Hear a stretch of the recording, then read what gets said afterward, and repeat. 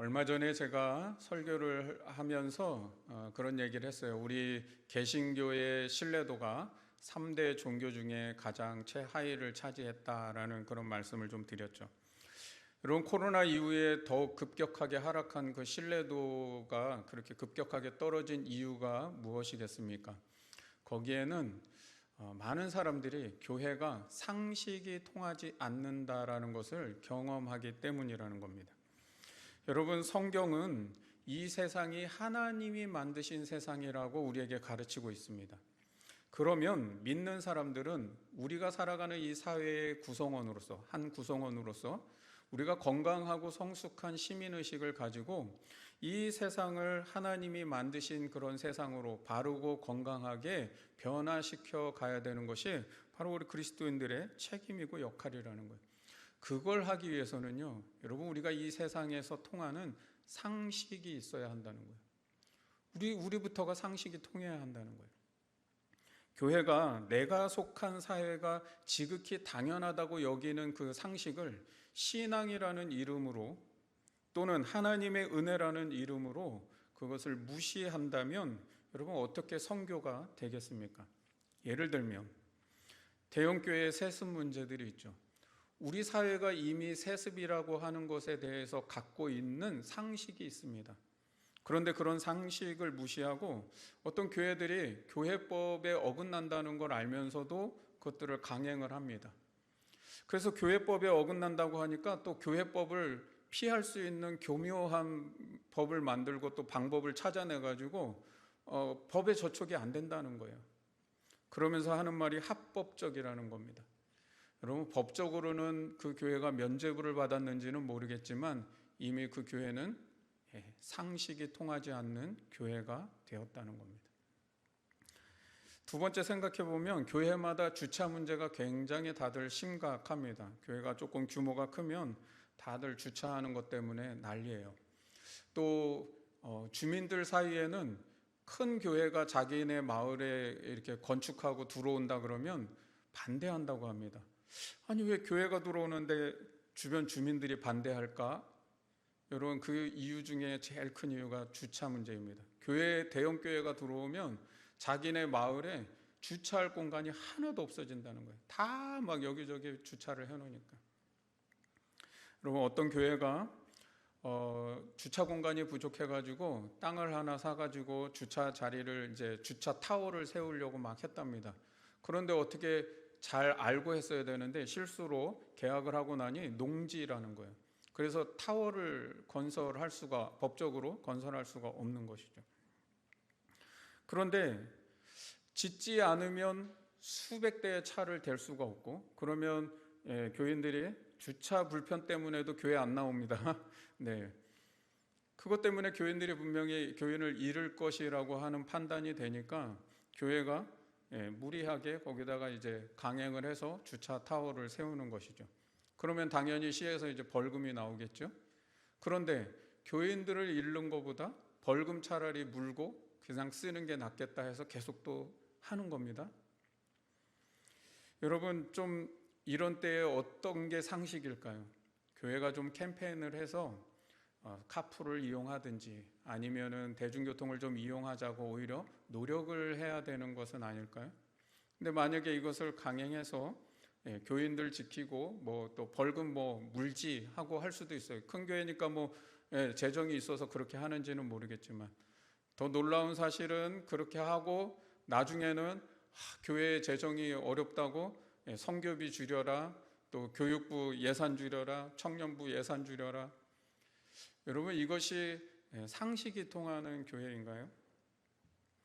세 번째는 이런 일도 있습니다. 교회가 예배를 드릴 때 여러분, 이웃을 사랑해야 됩니다. 설교도 열심히 듣고 은혜도 받았고 기도하고 찬양하고 다 좋았습니다. 그런데 그 교회에 종사하고 있는 교회의 직원들, 여러분, 장소만 다를 뿐이지 한 노동자입니다. 직원이고. 그런데 그 직원에 대해 굉장히 하대하는 경우들이 많습니다. 교회에 좀 직분이 있고 장로다 이러면은 하대하는 거예요. 직원들을 내 종 부르듯이 내 회사의 그 부하 직원 다루듯이 그렇게 한다는 거죠. 여러분, 그분이 본인 회사의 부하 직원도 아닌데 그렇게 할 이유가 있습니까? 굉장히 사실은 잘못하고 있는데도 모르고 있는 거예요. 여러분, 직원들에게 또 세상에서는 그렇게 하지 못할 일인데 무리한 요구들을 합니다. 그런데 직원들이 그걸 좀 거절을 하면 믿음 없는 사람으로, 그리고 교회에서 일하면서 어떻게 그럴 수 있나 이렇게 비난하는 경우들도 보게 됩니다. 얼마 전에 청와대를 개방을 했더니 첫날부터 막 굉장히 많은 사람들이 몰려와서 산책로를 하는데, 거기에 이제 그 산책로에 통일신라의 미남불이라고 하는 이제 보물이 있는데 그거를 이제 한 50대 아주머니가 훼손을 하는 거예요. 그리고 우리로 말하면 황금함 같은 불전함이 거기에 있는데 그걸 막 집어 던져가지고 다 훼손을 했죠. 그게 뉴스로 나올 때 제가 그 뉴스 보면서 너무나 부끄러운 거예요. 이 뉴스 하나로 참 기독교는 이제 상식 없는 사람들이 되었구나라는 생각이 들었습니다. 뭐 그뿐이 아니라 사실 뭐 당군상을 뭐 도끼로 찍고 라카치라고 하는 이런 일들도 다 마찬가지겠죠. 여러분, 아마 우리 성도들 중에도 교회에서 일 좀 해봤다 하는 분들은 교회가 참 상식이 많이 안 통하는구나 라고 하는 것들을 느끼신 분들도 계실지 모르겠습니다. 오늘날 교회는 어떤 면에서 교회가 새로워져야 할까요? 우리가 교회를 새롭게라고 하는데 뭘 새로워져야 할까요? 교회 안에 상식이 통하지 않는 것부터 새롭게 되어야 한다는 것이죠. 그래야 세상이 상식이 통하지 않는 곳이 있을 때 교회가 그곳을 바르게 하고 치유할 수 있다는 거죠. 따라서 오늘 이 본문의 말씀을 통해서 교회는 어떤 부분에 대해 상식이 통하는 교회로 새로워져야 하는가를 우리 같이 말씀을 좀 나누고자 합니다. 오늘 본문은 15장 전체의 말씀인데 다 읽을 수가 없어서 우리가 그 중간에 한 부분만을 읽었습니다. 이 15장은 전체의 내용이 최초로 열린 예루살렘 공의회입니다. 그리고 이게 교회들이 전체가 하는 회의를 이제 공의회라고 하는데, 말하자면 성경에 이제 제1차 예루살렘 공의회가 열리게 된 내용이죠. 오늘 이 본문의 전체를 다 읽을 수 없어서 이제 앞뒤 상황을 조금 먼저 문맥을 좀 설명을 드리고 그 위에 우리가 같이 말씀을 더 이어가도록 하겠습니다. 여러분, 초대교회 안에는 유대인 그리스도인과 이방인 그리스도인이 함께 섞여 있기 때문에 늘 신앙적 갈등이 굉장히 많이 있었습니다. 더군다나 뭐 그 시대에는 무슨 교리가 확정된 것도 아니고 정경화된 성경이 있었던 것도 아니기 때문에 그 신앙적 갈등이 일어나면 굉장히 첨예하게 다툼을 하게 되는 일들이 많이 있다는 거죠. 더구나 유대인이라고 하는 그런 종교와 문화, 그 다음에 이방인이 갖고 있는 그런 종교와 문화들이 사실은 결코 함께 할 수 없는 사람들의 부류라는 것이죠. 그런데 그 사람들이 교회 안에 함께 존재하고 있고, 숫자적으로 볼 때는 유대인 그리스도인들이 훨씬 더 많은 퍼센트를 차지하고 있기 때문에 오늘 이 본문 1절과 같은 상황이 이제 벌어지게 되는 겁니다. 1절에 보시면 지금 교회가 예수를 믿으면 구원을 얻는다라고 그렇게 복음을 들어왔습니다. 그래서 믿음으로 구원을 받는다라고 하는 사실을 여태까지 배웠는데 어떤 형제들이 아니다, 믿음으로만 구원을 받는 게 아니라 모세의 율법을 지켜야 구원을 받는다, 너희가 모세의 율법을 지키지 않으면 구원받을 수 없다라고 말하는 거예요. 이것 때문에 바울과 바나바와 그리고 이것을 주장하고 있는 유대인들 사이에 큰 다툼과 변론이 일어났다라고 성경은 이제 말하고 있습니다. 여러분, 뭐 이런 일들이 생기면 사람인 이상 감정이 쳐올라오죠. 그러니까 뭐 이제 굉장히 아마 그 논쟁이 뜨겁고 막 감정이 굉장히 격해졌던 것 같습니다. 그러다 보니까 이 문제를 그러면 우리로서는 해결할 수 없으니 가장 모태 교회인 예루살렘 교회의 사도들과 장로들에게 우리가 이 문제를 문의하여 보자 해서 대표로 바울과 바나바를 예루살렘 교회로 보내게 됩니다. 바울과 바나바가 이제 예루살렘 교회 가서 안디옥 교회에서 지금 일어나고 있는 교회의 문제가 무엇인지를 상세하게 잘 설명을 그랬더니 이제 5절을 보시면 그 예루살렘 교회에서도 바울과 바나바의 이야기를 듣고 바리새파 중에 한 사람이 일어나서 말하는 겁니다. 아니다. 아니 이방인에게도 할례 받게 하고 또 모세 율법을 지키라고 하는 것이 마땅하다라고 주장하는 사람이 나오고 있는 거예요. 그럼 이방인들이 율법을 지키는 문제, 다시 말하면 율법의 행위로서 율법을 준수함으로써 구원을 받는 것인가 라고 하는 이 문제에 대해서 예루살렘 공의회가 지금 열리게 되었다는 것이죠. 지금 그거 가지고 이제 논쟁을 하고 있는 거예요. 7절에 보시면 이 일로 인해서 서로가 굉장히 많은 변론을 했다는 겁니다. 그러니까 서로 공방을 주고받았다는 것이죠. 그렇게 한참을 공방을 주고받은 후에 다 이야기를 들어보고 나서 베드로가 자리에 일어나서 자기의 의견을 말합니다.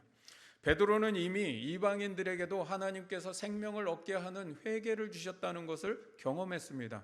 그리고 고넬료 사건을 통해서 하나님이 율법에 먹지 말라고 한 부정한 짐승들을 나보고 먹으라고 하셨던 그 환상으로 인해서 하나님의 뜻이 이방인도 구원하시기를 원하시는구나 라고 하는 것을 베드로는 이미 경험을 했습니다. 또한 베드로는 오순절 성령 강림 때 일어났던 그 성령의 임재의 역사가 이방인들에게도 일어나고 있구나라고 하는 것을 자기의 눈으로 목격한 사람입니다. 그래서 베드로의 결론은 9절로 가시면 하나님께서 이방인에게도 믿음으로 마음을 깨끗하게 하셨고 그들이나 우리나 차별하지 않으셨다라고 이제 결론을 얘기하는 거예요. 그러면서 10절에 이렇게 말합니다. 그런데 어찌하여 너희가 하나님을 시험하여 우리 조상도 능히 매지 못했고 또 우리도 능히 매지 못하는 멍에를 이방인의 제자들의 목에 메우게 하려고 하느냐. 다시 말하면 너희는 율법 잘 지켰냐?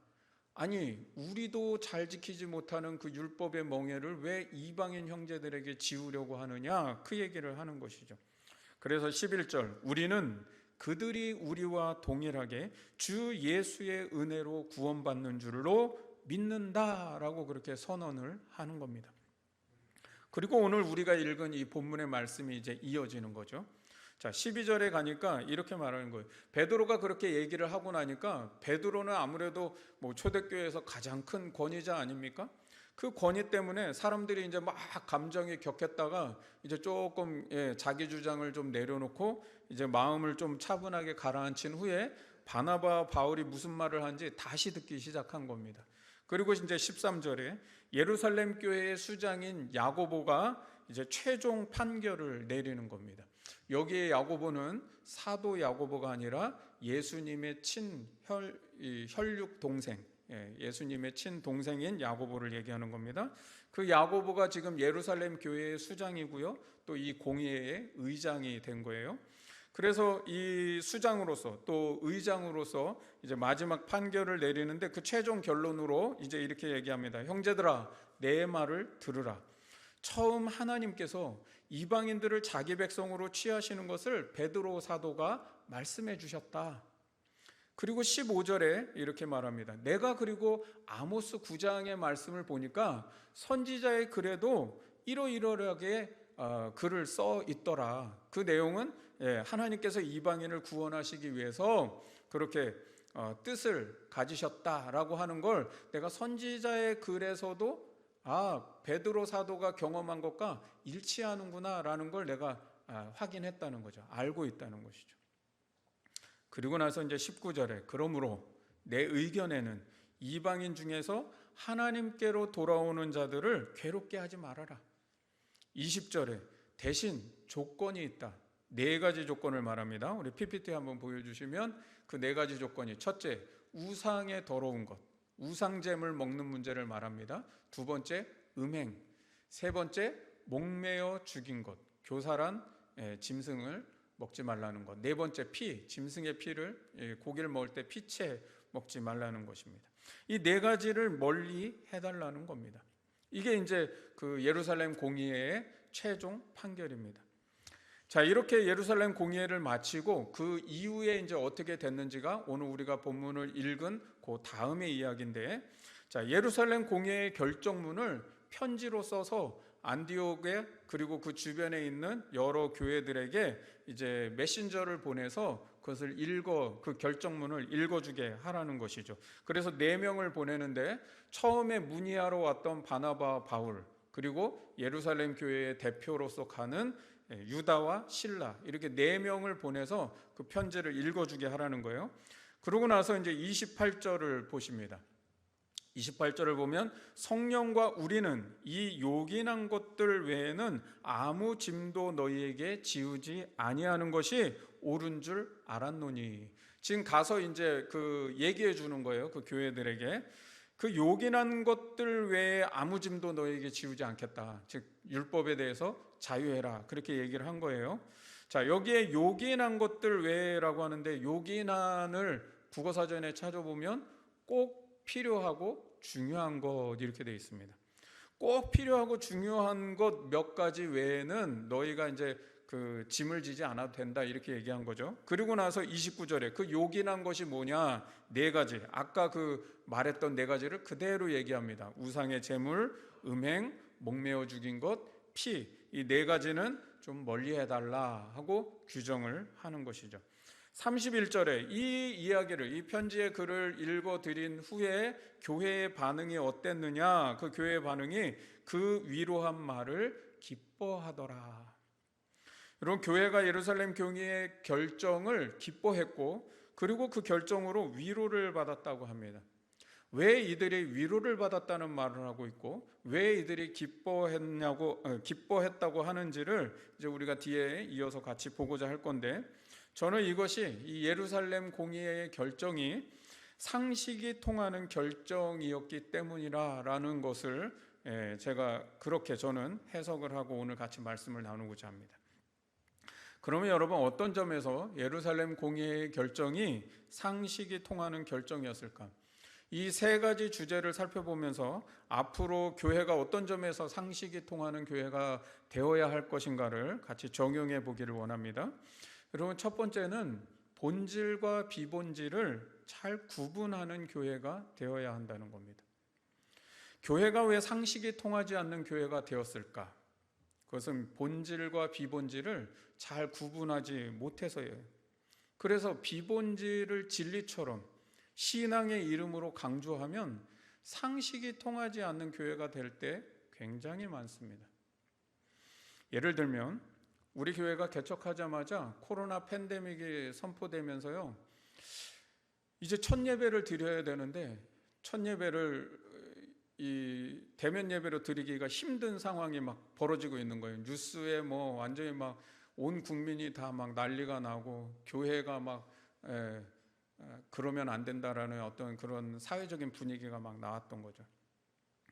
저는 그때 굉장히 고민을 많이 했습니다. 첫 예배인데 그래도 그냥 대면 예배를 드려야 되나? 이거 영상 예배로 드려야 되나?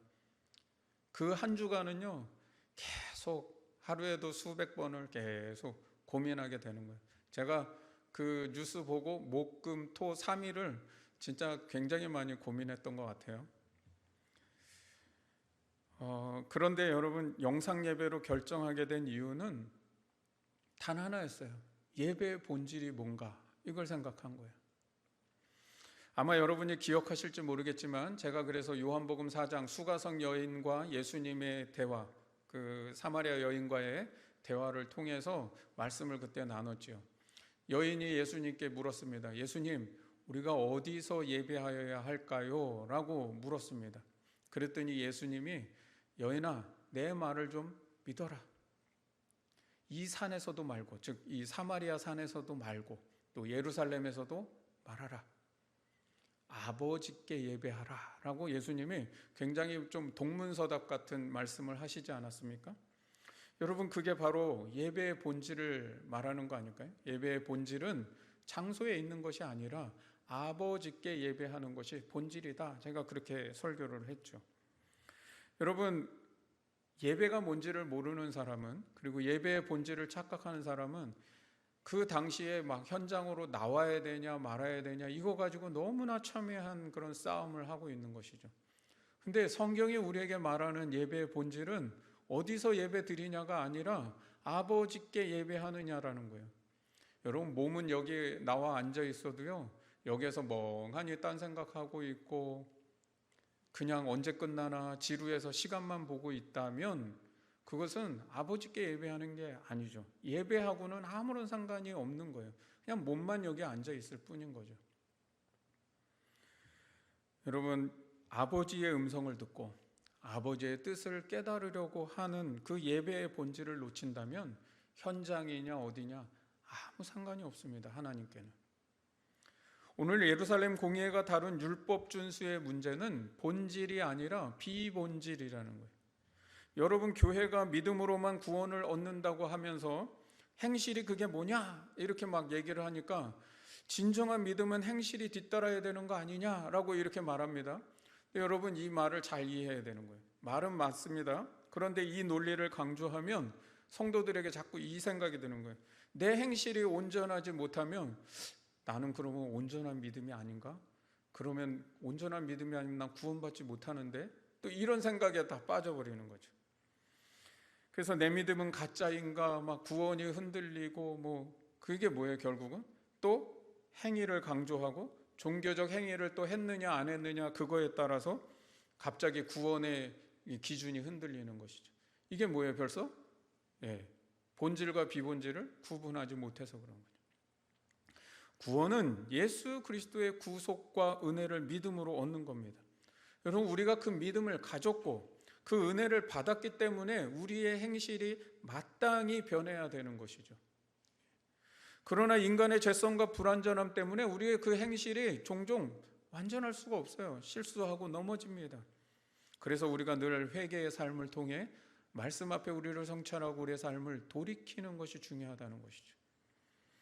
날마다 내 자신을 말씀 앞에 성찰하고 그 진리의 삶으로 나를 돌이키려고 하는 바로 그것이 우리를 진실하게 만드는 거예요. 진실한 믿음이 되게 하는 거예요. 우린 그런 성화의 삶을 통해 내 인격과 성품이 변화되어야 하는 것이고, 우리의 신앙의 양심이 살아나서 내가 죄를 이길 힘을 거기서 얻는 것이고, 영적인 성장과 성숙을 통해서 그리스도의 길을 따라가려고 하는 것이죠. 여러분, 이것 때문에 본질과 비본질이 막 헷갈려가지고 내가 막 행위를 그걸 뭐 잘했냐 못했냐 이거 가지고 구원이 흔들리고 하면 안 된다는 거예요. 예루살렘 공회의 결정은 그런 점에서 하나님의 선하시고 기뻐하시고 온전하신 뜻이 무엇인지를 잘 분별한 겁니다. 베드로 사도의 경험을 통해서 하나님의 뜻이 어디에 있는지를 분명히 알았고, 아모스 선지자의 말씀을 통해서 그 경험이 일치한다는 걸 확인했다는 것이죠. 그래서 그들은 본질은 지키되 비본질은 내려놓게 되었다는 겁니다. 여러분, 교회는 어떤 상식이 통해야 하느냐? 그것은 하나님의 말씀을 기준으로 삼고 그 말씀 앞에는 내 주장을 내려놓는 것이 상식이 되어야 하는 겁니다. 교회는 하나님의 말씀이 기준되고 말씀이 상식이 되어야 한다는 거예요. 여러분, 이 말이 너무 당연하다고 생각하죠? 그런데 이 상식이 교회 안에 얼마나 통하지 않는다는 것을 여러분 조금만 생각해 보면 금방 압니다. 하나의 예를 들어볼게요. 우리나라는 국민성 안에 유교 사상이 다 들어 있습니다. 저나 여러분이나 여러분, 우리는 그냥 유교 문화 속에서 자라왔기 때문에 그게 그냥 뼛속 깊이 다 들어 있습니다. 그러다 보면 하나님의 말씀이 본질인데 거기에 유교적 사상과 문화가 덧입혀져 가지고 어느새 그 유교가 본질로 둔갑돼 버리는 거예요. 바뀌어져 버리는 거예요. 그걸 또 신앙으로 둔갑하고 또 말씀의 본질로 막 그걸 다 둔갑시켜 가지고 유교적 사상이 이게 하나님의 말씀의 본질처럼 막 그렇게 바뀌어진다는 거죠. 여러분, 교회 어른들이 믿음 좋은 청년이야, 저 청년 참 좋아, 그럴 때의 많은 점에서 유교적 관점에서 그 사람이 바르냐 안 바르냐 이걸 가지고 그 청년의 그 아이의 믿음이 좋냐 아니냐를 따질 때가 굉장히 많습니다. 그래서 옷 입는 거 하나 가지고 믿음을 판단합니다.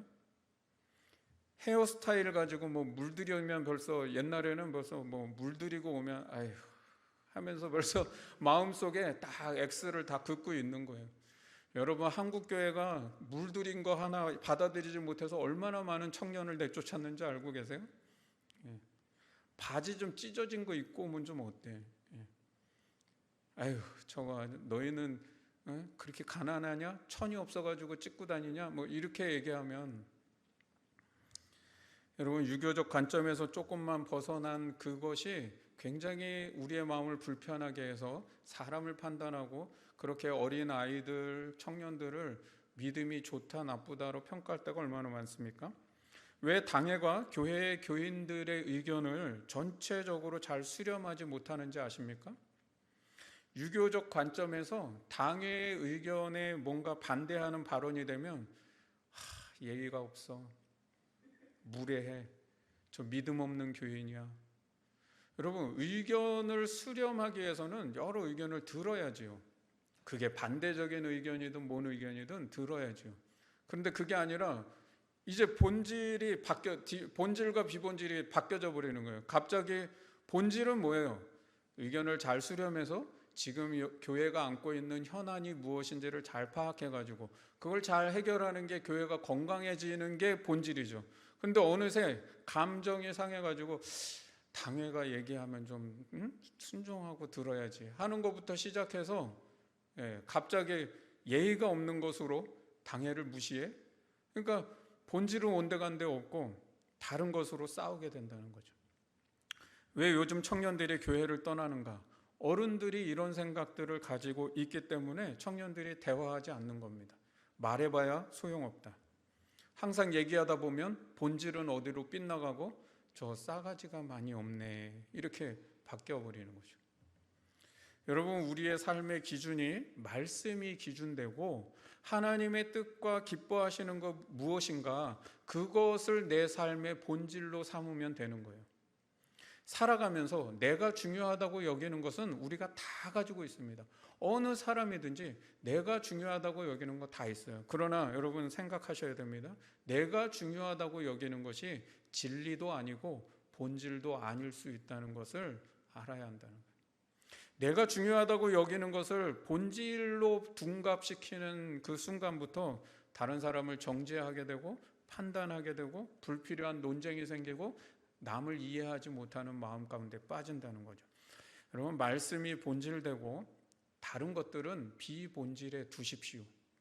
그래야 교회가 상식이 통할 수 있습니다. 두 번째는 남을 배려하는 마음이 있어야 합니다. 여러분, 상식이 통하는 교회가 되려면 좀 남을 배려하는 마음이 가져야 돼요. 왜 교회가 상식이 통하지 않는 교회가 됐냐? 그것은 배려하는 마음을 잃어버렸기 때문입니다. 예루살렘 공회가 다른 것은 다 자유한데 4가지만은 지켜달라고 부탁을 하고 있습니다. 여러분, 그런데 여기에 이 4가지는 본질이 아니에요. 이거 지키느냐 안 지키느냐에 따라서 구원 받냐 안 받냐 이걸 얘기하는 게 아닙니다. 그런데 여기 성경에서는 요긴한 것이라 그러죠. 이게 꼭 필요하고 중요한 것, 이 4가지는 좀 지켜달라 그러잖아요. 왜 꼭 필요하고 중요하다고 했습니까? 이게 안 지키면 구원받지 못해서 그렇다는 게 아니라 21절 말씀을 우리 같이 한번 읽어볼게요. 21절 말씀이 있나요? 네, 같이 읽어볼게요. 시작. 이는 예로부터 각 성에서 모세를 전하는 자가 있어 안식일마다 회당에서 그 글을 읽음이라 하더라. 예.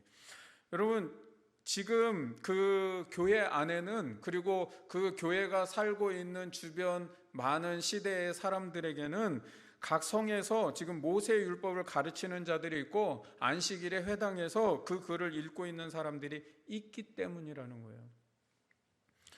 예루살렘 공회의 결정 때문에 교회가 상식이 통하는 교회가 될 수 있다는 겁니다. 4가지를 멀리하라는 조항을 말하면 우리는 항상 이 4가지를 지키느냐 안 지키느냐 또 여기에 사로잡혀가지고 막 그러는데, 여러분, 이 말씀 속에서 중요한 거는 왜 이 4가지 조항을 지켜달라고 당부하는지를 알아야 된다는 거예요. 일단 다른 모든 율법은 지키지 않아도 된다고 자유를 주었잖아요. 근데 여러분, 이 조항이, 이 조치가 얼마나 큰 건지를 알아야 돼요. 유대인들이요, 할례를 하지 않아도 된다는 걸 포기했다는 거예요. 할례가 뭡니까? 유대인들에게는 내가 하나님의 백성이라고 하는 구원의 표식입니다. 그런데 그들이 그 구원의 표식을 포기했다는 것은 뭐예요? 믿음으로 구원을 얻는다는 것을 수용하고 받아들였다는 거예요. 그건 굉장히, 유대인으로 치면 굉장히 희생한 거예요. 그런데 그 큰 것을 포기해 놓고요, 오히려 그거보다는 훨씬 작다고 볼 수 있는 우상제물, 음행, 목매어 죽인 것, 피, 이걸 좀 멀리 해달라고 당부하는 이유가 무엇일까요? 그건 유대인 그리스도인들에 대한 배려 때문이라는 거예요. 유대인들의 마음을 자극하지 않도록, 아직 너희가 생활하고 있는 교회 안이나 너희들의 삶의 주변에는 유대인들이 존재한다. 그리고 그들은 아직도 그 율법을 소중하게 여기고 지키며 살아가는 사람들이 있다. 그런데 그들의 마음을 자극하지 않고 그들의 마음을 굳이 그렇게 불편하게 만들지 않도록 배려해달라는 겁니다. 여기서 보시면 이 결정이 얼마나 다른 사람들에 대한 배려하는 결정인지를 알 수 있습니다. 먼저 유대인 그리스도인들은 이방인 그리스도인들에 대해서 자신들이 그토록 소중하게 여기고 목숨처럼 여기는 율법을 내려놓았다는 거예요. 그걸 포기했다는 거예요. 여러분, 굉장한 배려이고 자기 희생이고 자기 주장을 다 꺾은 겁니다. 그러면서도 네 가지 조항을 지켜달라고 하는 건 반대로 무엇일까요? 이방인 그리스도인들로 하여금 당신들은 이 모든 것에서 자유할 수 있는 권리를 가졌지만 유대인 그리스도인들을 위하여 절제하고 멀리해 주기를 부탁합니다라는 것이죠. 여러분, 그래서 아까 말씀드렸던 이 반응에 대해서 위로를 받고 기뻐하더라. 무엇에 대해서요? 율법에 자유하라라고 하는 것에 대해서는 이방인 그리스도인들이 위로를 받았다는 거예요. 한숨 났다는 거죠. 이제 좀 숨구멍이 트인다, 이 얘기고, 그 다음에 네 가지 조항을 지켜달라는 요구에 대해서는 우리가 기꺼이 유대인 그리스도인들을 위해서 그렇게 하겠습니다. 기뻐 받아줬다는 거예요. 여러분, 이것이 얼마나 상식이 통하는 교회이고 얼마나 성숙한 교회의 모습을 보여주고 있습니까? 교회 안에서 내 신앙만 중요한 게 아니라 내 믿음으로 이것이 옳다라고 여겼지만 그것이 다른 사람이 나와 다른 신앙을 가진 사람들에게 불편한 것은 없는지를 생각할 줄 알아야 된다는 거예요. 여러분, 기억하십시오. 교회 안에는 보수적인 신앙을 가진 사람들도 있고 또 진보적인 신앙을 가진 사람들도 있다는 겁니다. 보수적인 신앙을 가진 사람은 진보적인 신앙을 가진 사람들을 바라보면서 저 날라리네, 저걸 어떻게 믿음이라고 할 수 있어, 이렇게 판단할 수 있고요. 진보적인 신앙을 가진 사람은 나 아무런 상관없어, 이게 무슨 성경에 그렇게 하라고 했어? 난 자유할 수 있어, 얼마든지 나만 좋은 대로 막 하는 것이죠. 그런데 보수적인 신앙을 가진 사람에게 그것이 굉장히 불편할 수 있다는 것을 생각하라는 거예요. 이런 배려하는 마음이 있어야 교회가 건강해지고 상식이 통한다는 겁니다. 요즘 교회가 대사회적으로 비난을 받는 거의 모든 이유는 나만 괜찮다는 식의 신앙을 가지기 때문입니다. 교인들이 단체로 어디를 가면은요, 좀 다른 사람들을 배려하는 교회가 됐으면 좋겠습니다. 우리 신앙만 중요한 게 아니라 그 주변에 믿지 않는 사람들에 대한 배려가 있어야 된다는 거예요. 여러분, 이제 우리도 얼마 안 있으면 야외 예배도 가고 단체로 어디 가게 되는데요, 단체로 어디를 가면 항상 우리 교회만 생각하지 마세요. 우리가 그 순간만큼은 기독교를 대표하는 사람이 되어야 되고 하나님 나라를 대표하는 사람이 되어야 돼요. 나만 괜찮다고 되는 것이 아니라 다른 사람도 괜찮은지를 생각하고 행동해야 합니다. 여러분, 그게 상식이에요. 그게. 세 번째, 교회의 치리에 복종하십시오. 우리 지난번 그리스도인 얘기하면서 그랬죠? 교회 헌법에 교인의 의무란에서 제15조 사항에 나왔던 내용이죠. 교회의 치리에 복종하십시오. 여러분 중에 20년, 30년씩 신앙생활을 하신 분들은 아마 교회 안에서 재직회를 참석하거나 공동회를 참석해 본 경험이 있으시리라고 생각합니다. 그런데 매번 그런 것은 아니겠지만 간혹 그런 회의를 참석하면서 교회의 회의가 참 미성숙하구나, 상식이 없구나라는 것들을 느껴보시지 않았을까 생각이 듭니다.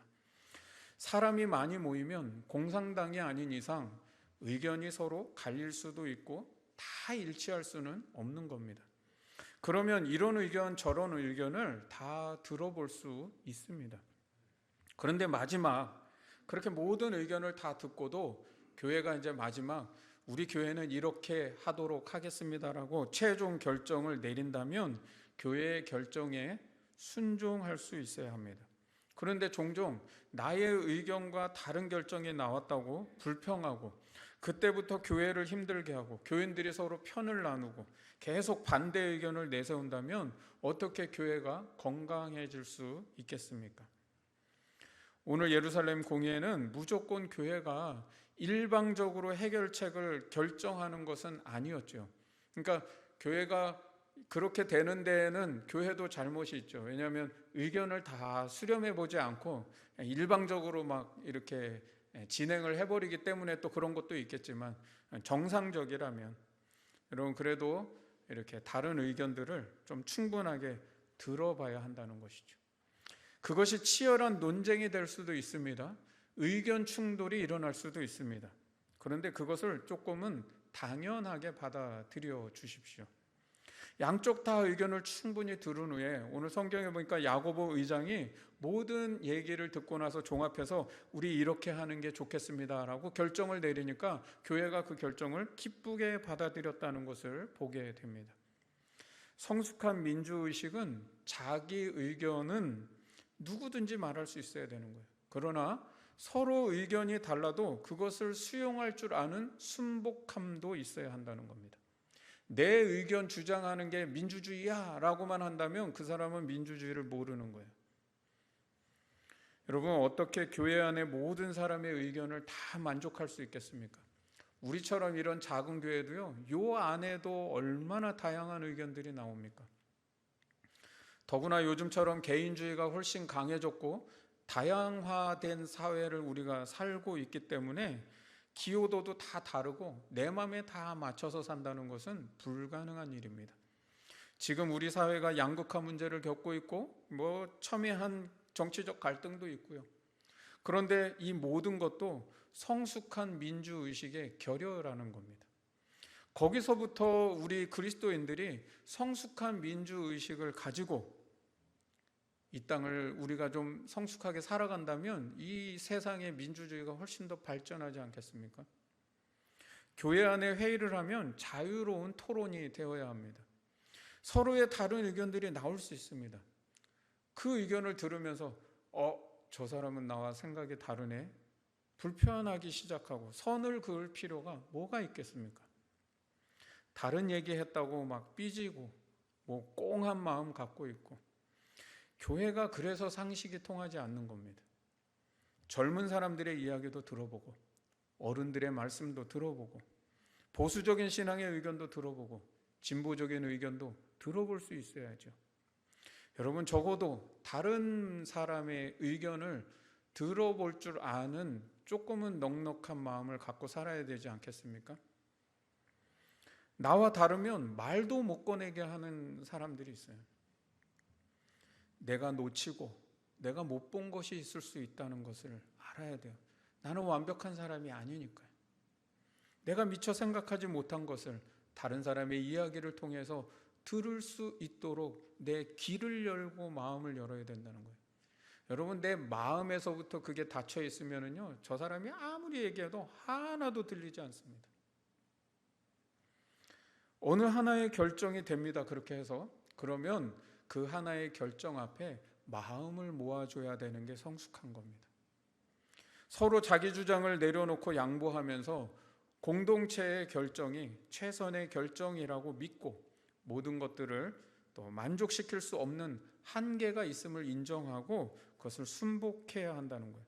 그러면 그 안에서 저 사람이 참 자기 주장을 많이 내려놓고 그래도 맞춰가려고 하네 라고 하는 것을 느끼기 시작하면 상대방도요 자기의 주장을 그렇게 내세우지 않게 된다는 겁니다. 교회는 그래서 건강해지는 겁니다. 내가 원하는 대로 되었다고 이겼다라고 생각하는 사람이 많습니다. 굉장히 어린아이와 같은 사람입니다. 반대로 내가 원하는 대로 되지 않았다고 졌다라고 생각하는 사람 또한 어린아이와 같은 사람입니다.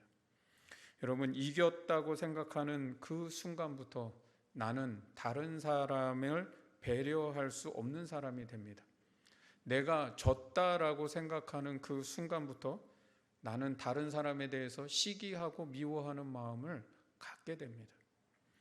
교회는 그렇게 깨지고 그렇게 상식이 없는 교회가 되어가는 것이죠.